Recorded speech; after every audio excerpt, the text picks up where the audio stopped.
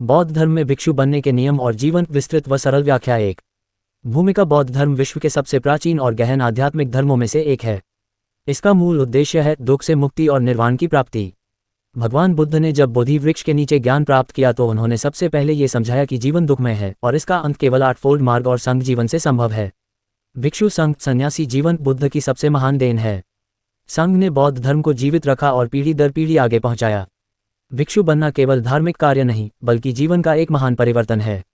इसमें व्यक्ति अपनी पुरानी पहचान, नाम, परिवार, धन दौलत, मोहमाया सब कुछ त्याग कर केवल धम्म, ध्यान और करुणा के लिए जीता है। 2. भिक्षु बनने की पात्रता। बौद्ध धर्म में भिक्षु बनने के लिए कुछ विशेष पात्रताएं निर्धारित की गई हैं ताकि यह जीवन केवल वही लोग अपनाएं जो वास्तव में इसके लिए तैयार हों। 1. आयु सीमा 8 वर्ष से ऊपर का बच्चा श्रामण्य नॉवस मॉन्क बन सकता है।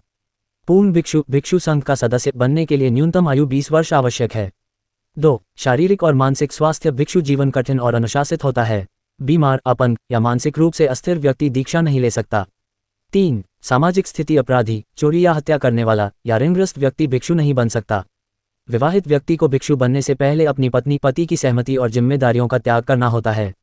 4. अभिभावक की अनुमति। यदि कोई छोटा लड़का भिक्षु बनना चाहता है तो माता पिता या संरक्षक की अनुमति आवश्यक है।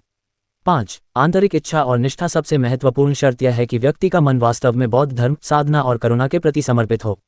3. दीक्षा की प्रक्रिया। प्रव्राज्य और उपासंपदा। प्रव्राज्य प्रारंभिक दीक्षा। ये दीक्षा भिक्षु जीवन का पहला चरण है। इस समय व्यक्ति सिर के सारे बाल मुंडवाता है, सामान्य वस्त्र उतारकर गेरुआ वस्त्र धारण करता है। उसे त्रिचिवक 3 वस्त्र दिए जाते हैं। 1.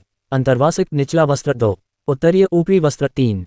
संघाटी ओढ़ने का वस्त्र। फिर वह आचार्य भिक्षु के सामने 3 बार शरण ग्रहण करता है। बुद्धम शरण गच्छामि, धम्म शरण गच्छामि, संघम शरण गच्छामि। इसके साथ वह 10 शील नियम को अपनाता है।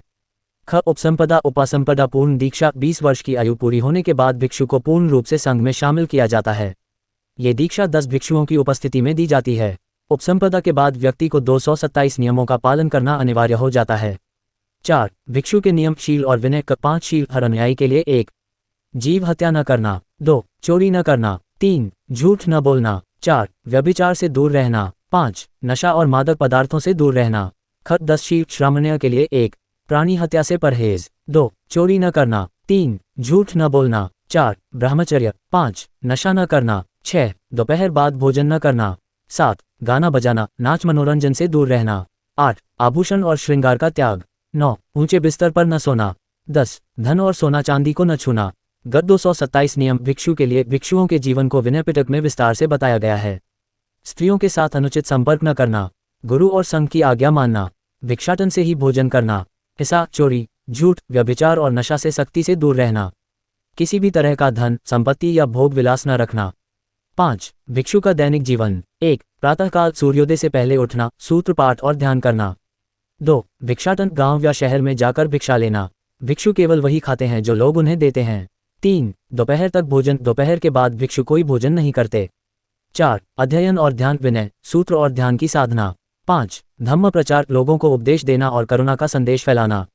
6. रात्रि साधारण चटाई पर सोना, विलासिता से दूर रहना। 6. ऐतिहासिक उदाहरण, सारनाथ में प्रथम संघ। बुद्ध ने 5 भिक्षुओं, पंचवर्गीय भिक्षु को उपदेश देकर संघ की स्थापना की। महाकश्यप पहले महान भिक्षु जिन्होंने बुद्ध की शिक्षाओं को आगे पहुंचाया। आनंद बुद्ध के प्रिय शिष्य जिन्होंने उपदेशों को याद कर धम्म ग्रंथों का निर्माण किया। तिब्बत और चीन में भिक्षु परंपरा। यहाँ भिक्षुओं ने केवल धार्मिक ही नहीं बल्कि शिक्षा, चिकित्सा और संस्कृति को भी जीवित रखा। 7. आधुनिक काल में भिक्षु जीवन, श्रीलंका और थाईलैंड।